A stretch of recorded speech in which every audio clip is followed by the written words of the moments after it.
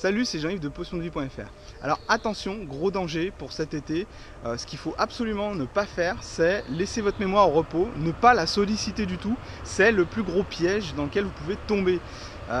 Pourquoi c'est un piège? Parce que quand vous allez rattaquer la rentrée, quand vous allez vous remettre dans le bain, que vous soyez salarié ou étudiant, ce qui va se passer, c'est que vous allez avoir un problème de confiance parce que tout va être plus dur. Vous allez remettre une mécanique rouillée en marche et ça va prendre du temps. Il vous faut à peu près un mois pour que tout revienne à peu près comme avant.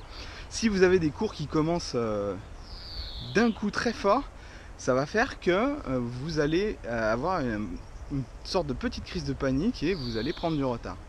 Au contraire, si vous sollicitez votre mémoire, ne serait-ce qu'un petit peu, durant ces vacances, durant cet été, vous allez au contraire prendre de l'avance sur les autres qui, eux, ont l'habitude de laisser le cerveau sur la plage.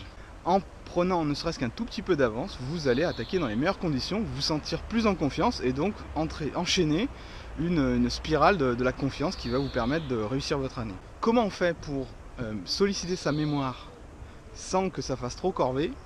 En vous amusant à créer des histoires, en vous amusant à utiliser des techniques de mémorisation. On va en utiliser une tout de suite, vous allez voir, ça ressemble à un jeu. J'aimerais que vous imaginiez 3 personnages.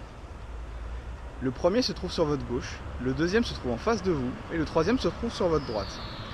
Qui sont ces personnages? Je vais vous demander d'imaginer des scènes, je vais vous les décrire de haut en bas, et vous allez faire l'effort de les visualiser dans votre tête, ou de les imaginer.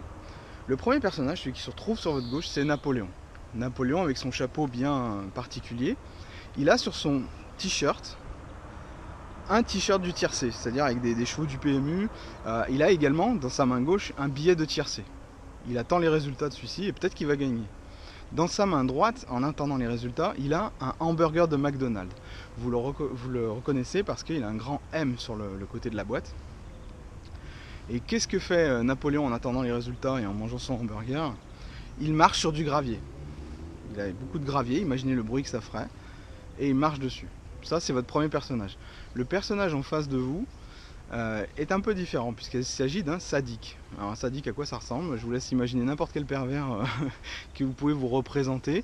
Pourquoi ce gars-là, c'est un sadique? Parce qu'il essaye de noyer une poupée de Casimir avec une bouteille de Perrier. Donc imaginez la scène, il y a une poupée de Casimir et puis il essaie de le faire ingurgiter le contenu entier d'une bouteille de Perrier. Évidemment, ça coule partout, c'est dégueulasse.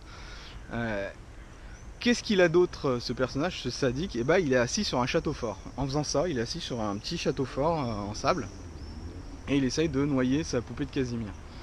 Et enfin, vous avez un troisième personnage sur votre droite, il s'agit d'un loupard. Alors imaginez un loupard des années 80, un punk, un peu avec la banane, un peu un cliché de lui-même. Et qu'est-ce que fait ce loupard?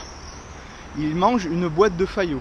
C'est un peu dégueulasse, vous imaginez que ça dégouline partout là. Et de l'autre main, il serre le poing. Et son poing, il est un peu bizarre parce qu'il n'est pas rond comme le nôtre, il est carré. C'est-à-dire, il est comme un personnage de Minecraft, il a un poing en forme de carré, en forme de cube, comme un pixel géant. En fait. Peut-être parce qu'il est énervé que sa boîte de Fayot n'est pas aussi bonne qu'il l'imaginait. Vous avez imaginé 3 personnages un peu extrêmes, mais je suis sûr que vous les avez encore bien gardés en tête. Alors, qu'est-ce que cet exercice, ce petit jeu, cette petite histoire absurde vous apprend? Là, vous venez d'apprendre la liste des 10 premiers présidents français. Comme vous pouvez le constater, les personnages que je vous ai fait mémoriser comportent des indices, que ce soit au niveau sonore, parce que le mot ressemble, ou que ce soit au niveau visuel, des indices qui vous rappellent les noms des 10 premiers présidents français.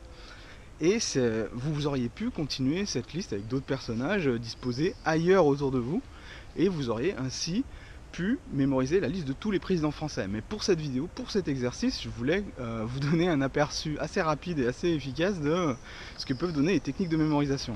Cet été, je vous ai prévu une série de vidéos et dans ces vidéos, je vais vous trouver d'autres moyens pour que vous puissiez entretenir votre mémoire, même après une longue période d'activité, et pour que vous puissiez redémarrer l'année, que vous soyez salarié ou étudiant, dans les meilleures conditions. J'espère que cet exercice vous a plu. Si c'est le cas, n'hésitez pas à jeter un coup d'œil au livre ou à vous abonner à ma formation gratuite que vous pouvez télécharger ici. Je vous dis à bientôt pour la prochaine vidéo. Salut!